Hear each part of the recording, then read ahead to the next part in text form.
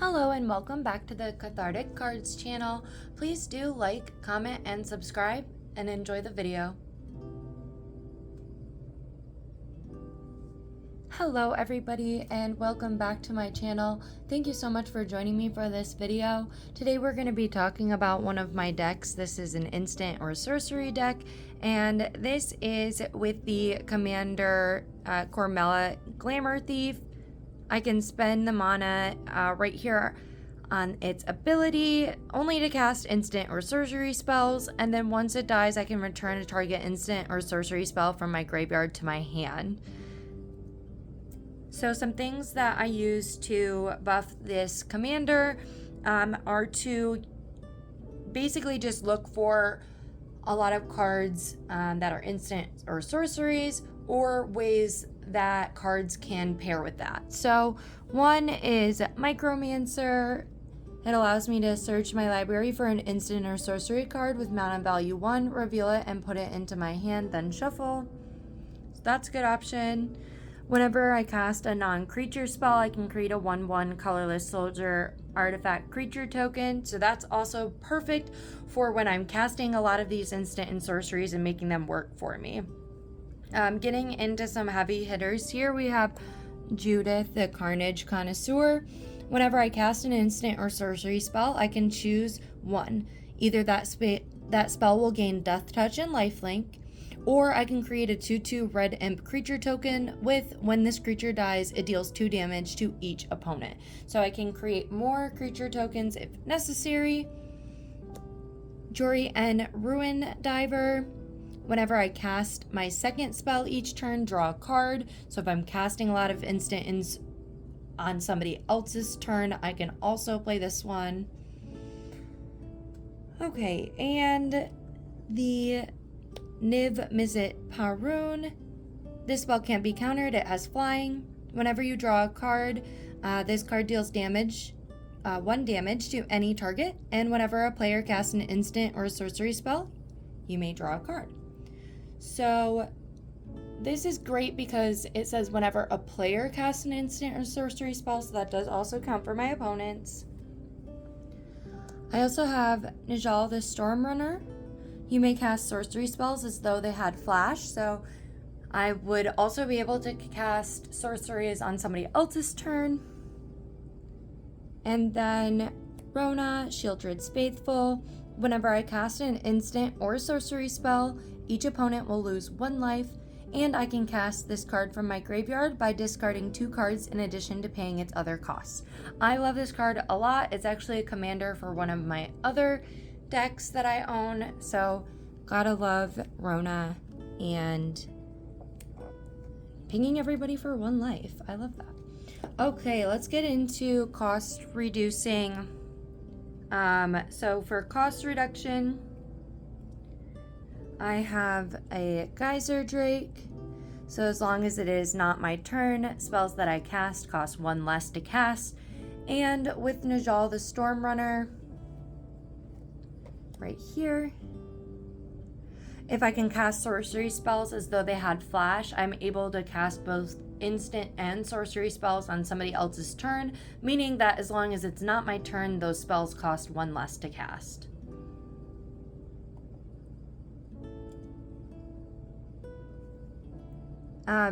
Nijal also will allow me to copy, so whenever Nijal attacks, I can pay 2 mana, and if I do, then I can cast my next instant or sorcery spell as a copy. So there's that as well. All right, and then Mocking Sprite.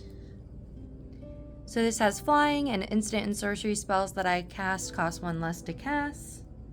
Same with this Goblin Electromancer. So instant and sorcery spells cost 1 less to cast. So those are just some ways that I can reduce the cost of those spells, since I'll be playing them a lot during other people's turns.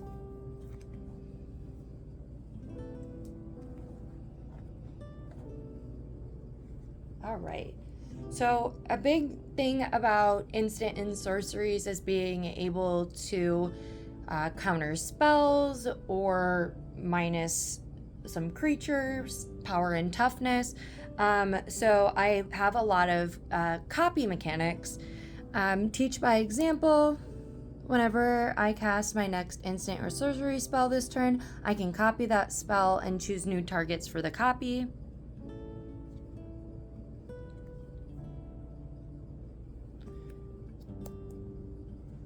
Rutha, Mercurial Artist. This legendary orc shaman allows me to pay 2 to return it to my hand, and then I can copy a target instant or sorcery spell that I control and choose new targets for that copy.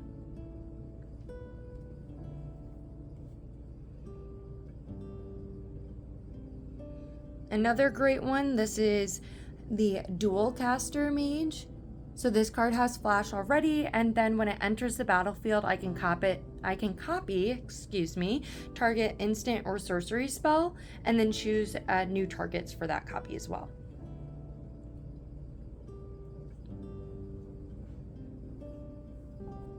Okay, and then some copy spells that take a little bit longer to get to are these enchantment sagas. So first I have the Mirari Conjecture.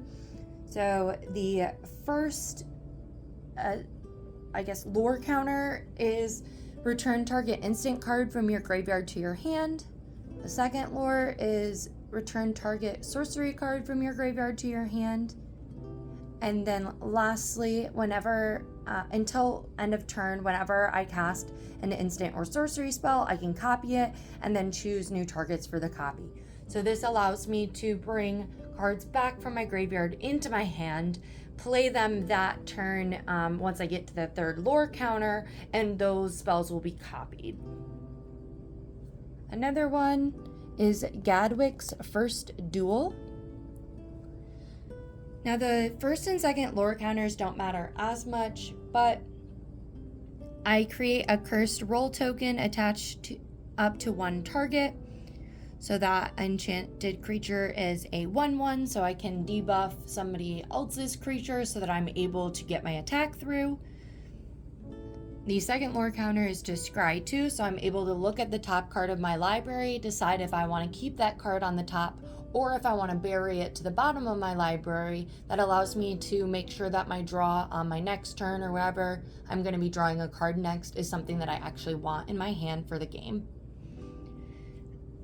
And I get to do that twice. So if I have a card on the top of my library that I want to keep there, I can just keep it there and not scry the second time. All right, and then the third lore counter, the most important, whenever I cast my next instant or sorcery spell with mana value 3 or less this turn, I can copy that spell and choose new targets for the copy. So Gadwick's First Duel Saga, the third lore counter allows you to copy one spell that you're casting in that turn once it gets to the third lore counter, whereas the Mirari Conjecture on the third lore counter allows you to copy multiple instant or sorcery spells. So it says whenever you cast an instant or sorcery spell, you can copy it.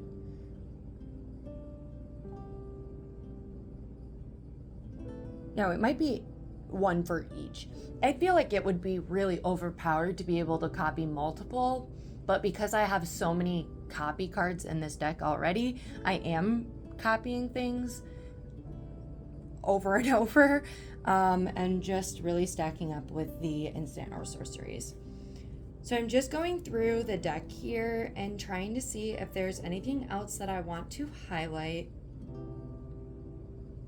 I have another, whenever you cast a non-creature spell, create X 1/1 red Phyrexian Gobbler creature tokens, where X is the mana value of that spell. They gain haste until the end of turn.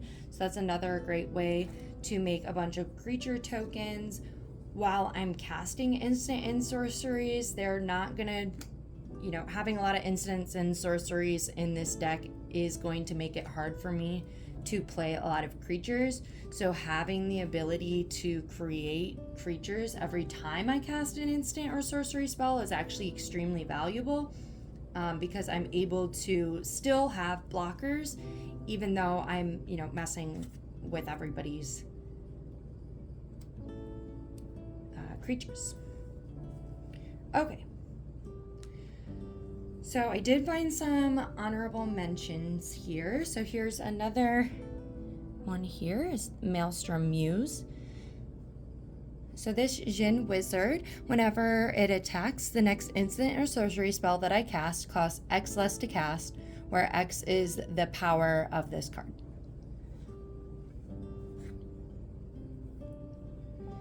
Here's an instant that's great to cast with another one. So it says it deals 2 damage to any target, and then if I've cast another spell this turn, draw a card. So when I'm casting things with flash speed or instants on other people's turns, I can add this so that I can also draw a card while doing that.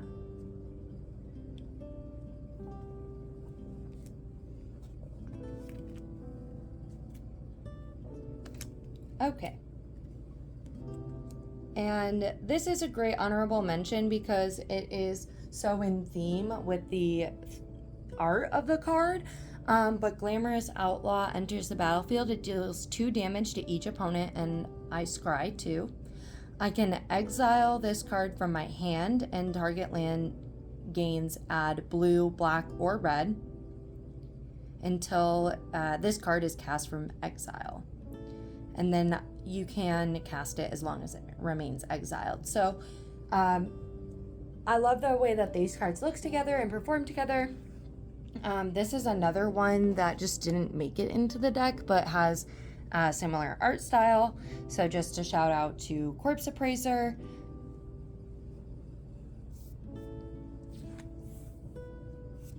Okay, and then last but not least, I'm just going to highlight some Murders at Karlov Mansion showcase cards that I really like. These are kind of what I've been searching for while opening the Murders at Karlov Mansion packs. So this is an instant where I would return a non-land permanent to its owner's hand and then surveil one. So I'm looking at the top card of my library and then deciding if I want to put that in my graveyard or if I want to leave it on the top. It doesn't add up. I can return target creature card from my graveyard to the battlefield and then suspect it. Coerce to kill. This is an enchantment, so I can enchant a creature and then it becomes a 1/1 and has death touch. And it's also an assassin. And Deadly Complication. I can either choose one or both to destroy a target creature and put a 1/1 counter on target suspected creature that I control. You may have it become no longer suspected. And another one here, the chase is on. Target creature gets +3/+0 and gains first strike until the end of turn, and I also get to investigate, which means that I would create a clue token. Just like this. The clue token allows me to pay 2 mana, sacrifice this artifact, and then I can draw a card. So it keeps my card draw high, and I'm able to draw cards so I can get all the instants and sorceries that I need to be able to really mess with my opponents and win the game. All right, well, that was my review of this deck, this instant and sorceries deck of Cormela Glamour Thief.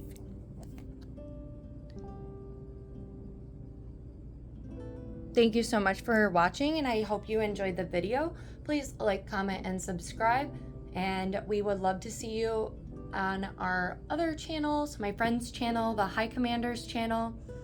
And if you want to check out some awesome art pieces, dice earrings, dice bags, go to Kaaren's Aartopia. All this will be in the description listed below. I hope you enjoyed the video, and I hope you have a great day.